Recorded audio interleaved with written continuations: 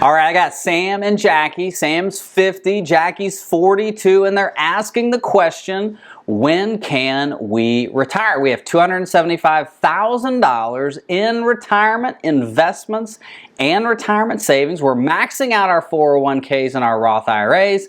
When can we retire? Well, let's look at that right now and let's get them to retirement. All right, so I've got Sam and I've got Jackie. They live in the great state of Minnesota. They're in Minnesota. Sam's current gross monthly salary is $8,750. Jackie's current gross monthly salary is $5,833. So Sam makes $105,000 a year and Jackie's just below $70,000 a year. Now, we want to both of them look at retiring at 62. Now, Sam is 8 years older, so Jackie's going to work an additional 8 years, but we want to get them both to age 62 for retirement. So Sam will retire first, and then Jackie will retire at 62. Now, current Social Security benefits, I've got them both taking Social Security at 67. Now, keep in mind, they're going to be well beyond the year 2033 when they take Social Security benefits. The current projections for Social Security at the year 2033 is only being able to pay about 75 to 80% of benefits. Now that's because Congress continues to kick the can down the road. Will that continue? That's anyone's guess. So what we can do on the projections is just go with what we know, and that is assuming that Social Security will be there when Sam and Jackie claim. Now, we're claiming at 67, which is 100% of their full retirement benefit. If we wait to 70 on either of them, they'll get 124% of their full retirement benefit. If we claim earlier, 62, 63, 64, 65, or 66, they'll get a reduced benefit of their full retirement benefit. So, if Sam claims Social Security at 62, he'll get 70% of his full retirement benefit. And then every year after that, up into age 67, it's still a reduced benefit. It's just higher than the initial 70%. So, we're going to look at taking Social Security at 67. So for Sam at 67, it would be $2,829, and for Jackie, it would be $2,086. Now, Sam and Jackie are unique because they have this old school thing called a pension. I don't know how many of you guys have a pension, but they get a pension, which is unusual in today's economic and financial world. So Sam gets a pension starting at 62 of $982 a month. Jackie also gets a pension at 62 of $279 a month, and it does not have a COLA increase. So there's no COLA increases on these pensions. So that $982 and that $279 are static figures. So we've got a little over $1,100 that is static for the rest of their retirement, or as long as they are living. Now, from an asset standpoint, they've got $8,000 in the bank. Now, this is low for their emergency fund. So they're trying to build up their emergency fund. They're putting in $500 a month into the bank to build up their emergency fund. Now listen, for an emergency fund standpoint, if you're younger and you've got two individuals working, you want at least 3 to 6 months of your monthly expenses in an emergency fund. If you are single, you want at least 6 months minimum savings in an emergency fund. Now, an emergency fund can be in a bank, can be in a CD, it can be in a money market account. We just want it in accounts that will not fluctuate with the market, okay? Now, Sam's 401k, he has $215,000 in his 401k. He's putting in $2,275. Now, the match is in there as well, so he's putting his contribution in plus the match, which totals $2,275 a month. Sam has a Roth IRA of $7,360, of which he's putting $625 in. Now, Sam is 50, so he can put in the catch-up contribution into his Roth IRA, which is what he is doing.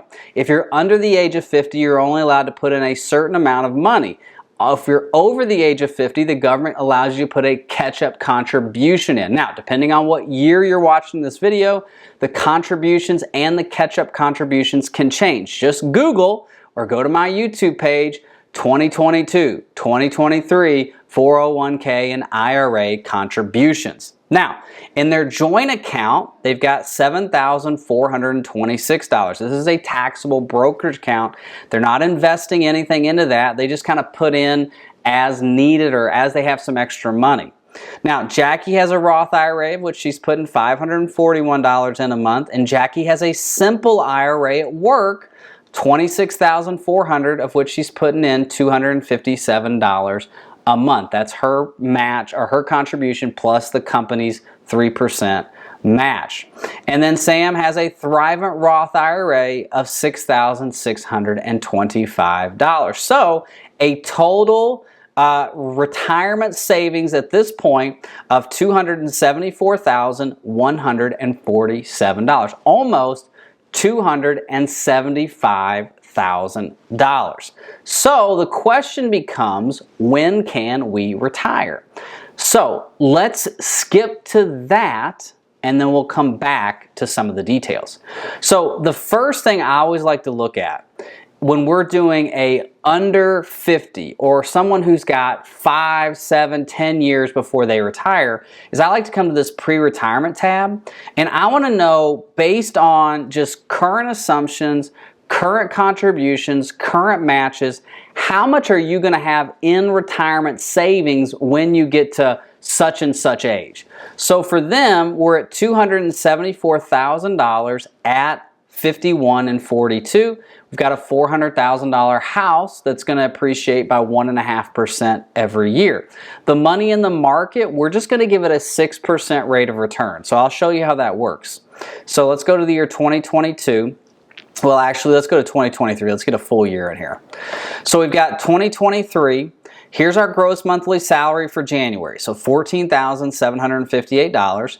Here's our contributions, $4,198. As you can see, $500 in the bank, $2,275 into the 401k, $625 into Roth, $541 into Roth, and $257 into simple IRA.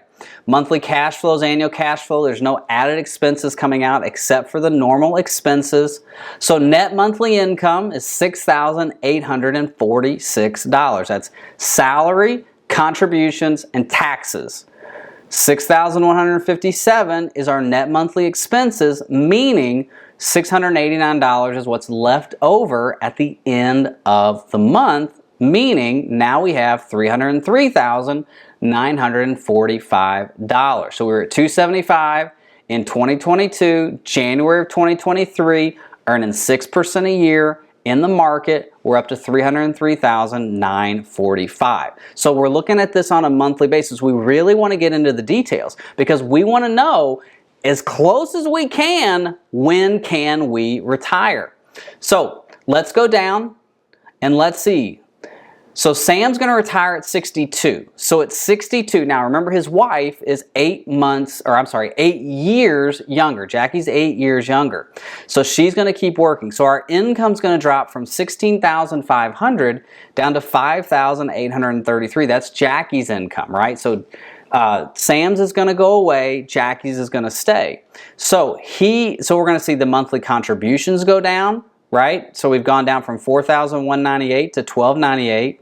Now we're also going to see a little bit of a jump in cash flow, money coming out, because now that Sam his income has gone away, we got to use our retirement assets to live off of. So $5,082 is got to come out of the retirement portfolio for them to live. Now they've saved $1.4 million. So Sam's 62, we've got $1.4 million. Jackie's going to work for another 9 years. So for another 9 years, she's 62, Sam's 71.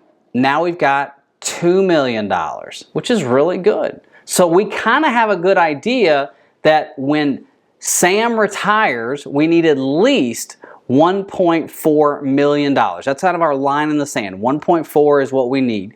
When Jackie decides to retire at 62, we'll have essentially $2 million based on just their current contributions, current matches, current Roth IRAs, and current symbols. I'm not calculating any salary increases, any bonuses. I'm not calculating any inheritance.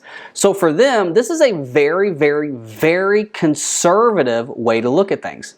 So now we know at both of theirs full retirement, 71 and 62, we'll have $2 million. Now, our expenses, we did a current monthly, we did an advanced expense plan, so they listed out their expenses for me from an advanced standpoint, because I wanted to look at, they still have a mortgage of $1,600. When is that going away? Well, that's going away in 2035. So we can take that off of our expenses because we're going to be well into retirement and Social Security's at that level. I want those expenses to come down. So our expenses right now, $6,108.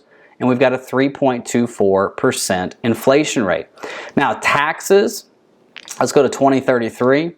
So current taxes, 14.21 is the federal tax rate, which is pretty good for people making $180,000. Your effective tax rate is 14.21. A lot of that has to do with their contributions that they're making, the $28,109 and the $25,900, the high Trump era standard deduction, which is really good for them. Now their projected state rate, 7.46 for the state of Minnesota. So they got the two rates that we've got to look at there. So let's go to retirement. Let's see if they retire at 71 and 62 with $2 million, will they have enough for the rest of their life? Well, if you just kind of do a simple scroll, I'd say at 99 for Sam and 90 for Jackie, having about $3.3 million. They're in a really good place. So what I want to encourage you, let's go back to assets real quick. Look, they are 50 and 42. Okay? We've got $274,000. We're assuming 5.82% or 6% rate of return. They're maxing 401ks, Roth IRAs, simple IRAs. They're doing what they need to do, and essentially the legacy to their children is about $3 million. So it doesn't matter where you're at today, just start. Save, invest, and contribute. Just start. I hope this has helped. God bless. Bye-bye.